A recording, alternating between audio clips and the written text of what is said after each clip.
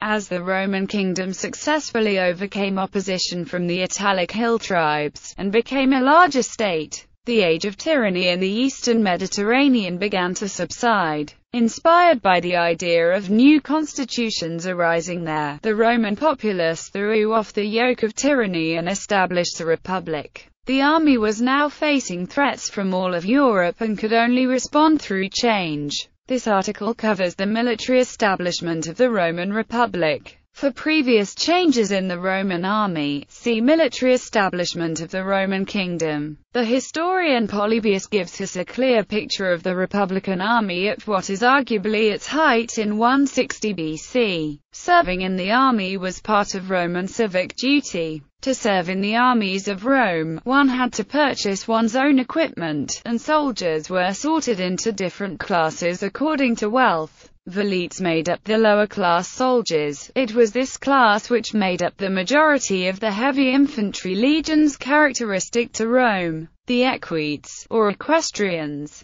were the higher-class citizens, so named because they could afford to maintain at least one horse. This class made up the Roman citizen cavalry, which, through its evolution, transformed into one of the prizes of the late Republic, only to disappear by the time of the Empire. Pre-Marian military. In the late Republic, the army became an instrument for successful international warfare, due to the reforms of one of Rome's greatest generals, Gaius Marius, a man admired and imitated by Julius Caesar. His changes were so critical to the success of Roman legions that the army is characterized in history as pre-Marian and post-Marian, or just Marian. The draft. The highest officers of the military were the two consuls for that year, who were also the leaders of the Senate at Rome. Each of them ordinarily commanded an army group of 2 legions. They also had responsibility for raising these troops. In militaristic Rome, the highest civilian officers were also the military chiefs of staff and the commanding generals in battle. They answered only to the Roman Senate. Raising the legions was an annual affair. The term of service was 1 year, although many candidates no doubt were picked year after year. The magistrates decided who in the tribes were eligible for selection. The word we translate as magistrate was the title of a tribal official, a tribunus. Here a basic division of the military and civilian branches applied, as well as the subjection of the military to the civilian. The working organizations of the tribe were called comitia. They elected tribuni plebis, tribunes of the people, as well as 24 tribuni milites, 6 per legion, who were careerists with at least 5 or 6 years service experience. A career would include both military and civilian officers. The 6 military tribunes were to be the senior staff of the legion. On selection day, the presiding tribune sent the men of the tribe to appear before the military tribunes in groups of 4. The 4 senior staffs of the future legions observed a priority of selection, which rotated. Each staff would take its pick, man by man, until each had selected 4,200 men, the complements of 4 legions.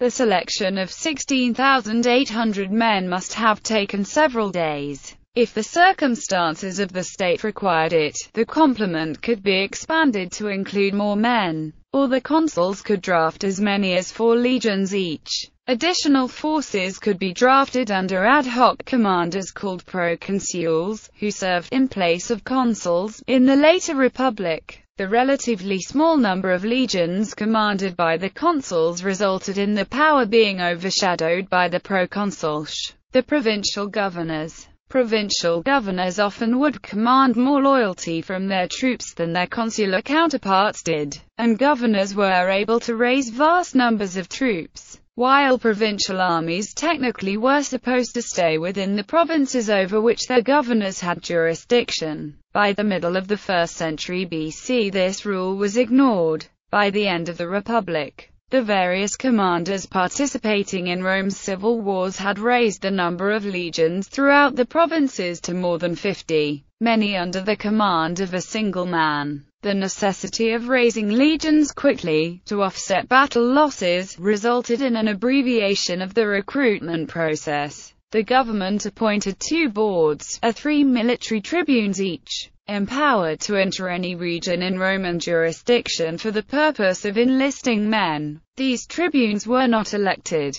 The experience requirement was dropped in the case of aristocratic appointees. Some were as young as 18, although this age was considered acceptable for a young aristocrat on his way up the cursus honorum, or ladder of offices. The appointed tribunes conducted an ad hoc draft, or delectus, to recruit men. They tended to select the youngest and most capable-looking. It was similar to later naval press gangs, except that Roman citizens were entitled to some process, no matter how abbreviated. If they had to, the appointed tribunes drafted slaves, as they did after the Battle of Cannae. Soldiers who had served out their time and had obtained their discharge, but had voluntarily re-enlisted, were called a vocator. The Standard Legion, a standard Republican legion before the reforms of Gaius Marius, contained about 4,500 men divided into the velites, the Principes, and the Hostetter, of 1,200 men each, also the Triarii, of 600 men, and the Equites, of 300 men.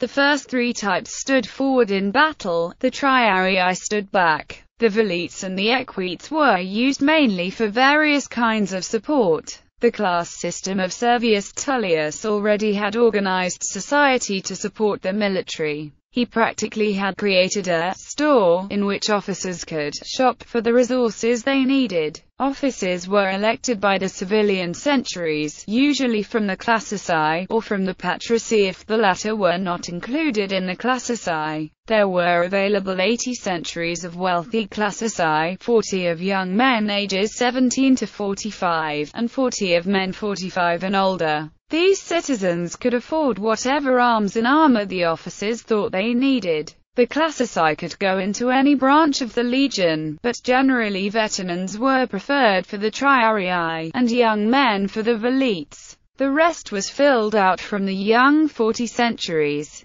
The older 40 were kept for emergencies, which occurred frequently. These older men were roughly equivalent to the United States Army Reserve. If the arms requirement was less severe, or the expensive troops were in short supply, the recruiters selected from classes 2 through 4, which again offered either older or younger men. Class 5 were centuries of specialists, such as carpenters. The Romans preferred not to use class 6, but if the need was very great they were known to recruit even from slaves and the poor, who would have to be equipped by the state. The full equipage of arms and armor were the helmet with colored crest and face protectors, breastplates or chainmail, greaves, the palma, the scutum, the pilum, and a short sword they borrowed from Spanish tribes, the gladius. The gladius was both pointed for thrusting, and edged for slashing. These arms could be combined in various ways, except that one battle line had to be armed in the same way. Most typical was a line of Principes armed with pila and gladii, and defended by the scutter. The Hostetter could be armed the same way, or with the aster and palma. The velites bore the aster velitaris and depended on running to get them away after a throw, which is why only the young were chosen for that job. The basic unit of the army was the company-sized centuria of 60 men commanded by a centurion. He had under him 2 junior officers, the optionis, each of whom had a standard-bearer, or vexillarius. Presumably, he used the 2 officers to form 2 squads. In addition, a squad of 20 velites was attached to the century, probably instructed ad hoc by the centurion. 2 centuries made up a manipulum of 120 men. Each line of battle contained 10 maniples, 1,200 men, except that the triarii numbered only 600. The legion of 4,200 infantry created in this way was supported by 300 equites, or cavalry, organized in 10 terma of 30 horse each, under a master of horse, who took orders from the legion commander. Cavalry was used for scouting, skirmishing and various sorts of clean-up. They also constituted another reserve that could be thrown into the battle. The Republic was ignorant of armies on horseback, which, coming off the steppes of Central Asia in blitzkrieg operations, were to trouble the later empire. The legion in battle Servius Tullius, who most like originally was an Etruscan soldier of fortune, identified the disadvantages of an army recruited from landowners. Such an army depended heavily on a large farmer class of citizens to provide troops. So Tullius pressed for reforms that granted veterans land. Although he was assassinated, he did establish the precedent of granting land to veterans. The army at first was not overly successful, partly because it faced superior generals, and partly because of its inexperience. Roman commanders gave up trying to defeat Hannibal, the Carthaginian general, by direct combat as he ravaged Italy. The most successful Roman general at that time, Fabius Cunctator, camped at a distance and watched the doings of the Carthaginians, while his troops harassed the Carthaginian army on its fringes. Later, though, the army came into the hands of a family of careerists and professional soldiers, the Cornelii, a gens of the most ancient stock, patrician in the best sense of the word. They were the first real successors to Servius. After much trial and error, suffering personal losses, they produced one of the best and most influential generals Rome ever had, Publius Cornelius Scipio Africanus. He built the Servian army into a victorious fighting machine. Let the Carthaginians ravage Italy, Scipio declared. He took the war to Carthage, landing in North Africa with a republican army. The strategy succeeded. Hannibal was recalled at once. He came home immediately with a disrupted army, and he was beaten by Scipio at the Battle of Zama in 202 BC. Using the tactics developed by Scipio, now entitled Africanus, plus good generalship, the army at large lived up to the potential imparted to it by King Servius. Roman army tactics worked as follows. The general first picked his ground. The Roman military now understood fairly well the importance of taking the initiative and picking its own ground, with some infamous exceptions. If the terrain was not right, the army remained within its fortified camp until the enemy moved on, and then followed, waiting for an opportunity to engage. The ideal terrain was a gently sloping hill with a stream at the bottom. The enemy would have to ford the stream and move up the slope. The film, Spartacus, recreates this scenario. The legion was drawn up in 3 lines of battle, with the terma and the velites placed as the situation required. The Hostetter in front and the Principes behind were stationed in a line of maniples like chess pieces, 10 per line, separated from each other. The 2 centuries of a maniple fought side by side. The line of Principes was offset so as to cover the gaps in the Hostetter, and the Triarii, somewhat more thinly spread, covered the Principes. Roman soldiers fought in long thin lines. Such open formations allowed the Romans, often outnumbered, to outflank an enemy using a deep formation. The last thing they wanted was to be crushed together and cut down without being able to use their weapons, as they had been so many times before, and as so many armies who never studied Roman warfare were to be later. For the Romans, every man by regulation was allowed 1 square yard in which to fight, and square yards were separated by gaps of 3 feet. Now came the moment of battle. The terma and the bands of elites made forays opportunistically, trying to disrupt the ranks of the enemy or prevent him from crossing the stream, if there was one. While they were doing this, the rest of the legion advanced. At a signal, the skirmishers retired through or around Roman ranks. There probably were trumpet calls, but we know little about them. Picking up speed, the first and second ranks launched spears, the second rank over the heads of the first using light lancei with launches, the first rank at the last moment with pila, or javelins. On impact, the heavy iron points drove through shields and armor, both pinning men together and disrupting the line. The Hostetter then drew gladii and closed. So great was the impact, we hear from Caesar, that sometimes the men would jump up on the enemy shields to cut downward. What happened next depended on the success of the Hostetter. If they were victorious, they were joined by the Principes, who merged into their line to fill the gaps and make up losses. The triarii moved to the flanks to envelop the enemy. If the Hostetter were not victorious, they merged backward into the Principes. The third line remained in reserve unless the other two failed, in which case the front two merged into the third. As Roman legions were composed primarily of heavy infantry, they displayed the advantages and drawbacks of classical heavy infantry. It is notable that 3 of the biggest defeats all came at the hands of light infantry or light cavalry forces. Marian Reforms.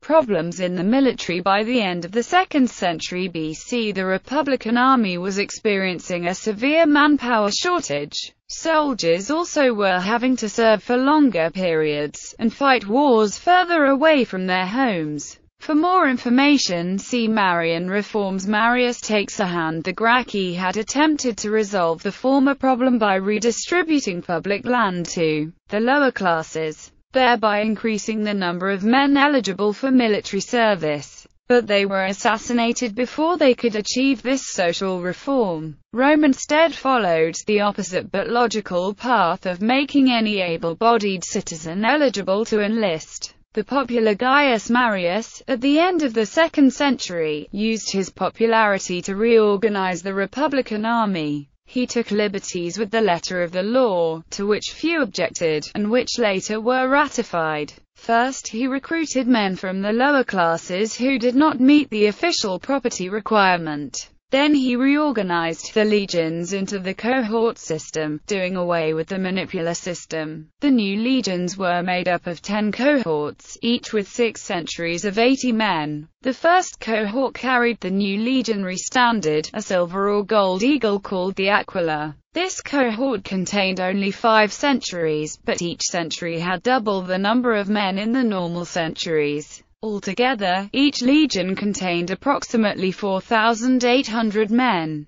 Professional army. The Marian Reforms had great political fallout, although the officer corps still was composed largely of Roman aristocrats. The rank-and-file troops all were lower-class men. Serving in the legions became less every citizen's traditional civic duty to Rome, and more a means of rising in society. This trend was accelerated by Rome's wars of conquest, which resulted in huge influxes of slaves. Freemen with or without land could not compete with free labor. Signing up with the legion allowed the possibility of loot and land enfranchisement. The reforms also meant that legions were now more or less permanent formations, not just temporary armies deployed according to need. As enduring units, they were able to become more effective fighting forces. More importantly, they could form lasting loyalties to their commanders, rather than keeping loyalties to Rome. The one-year consular system began to break down, and generals served for longer durations. This in turn meant that troops were more loyal to their commanders, which served as a catalyst for the oppressive and corrupt role that the Roman military played in the later years under the emperors. Evaluation. On the one hand, the reforms of Marius created a professional army for extended service abroad. On the other, it increased the stature of the generals and encouraged competition between them, which is what made the civil wars possible. And it is why scholars often cite the Marian reforms as the beginning of the end for the Roman Republic. The subsequent emperors ruthlessly eliminated powerful men and potential successors.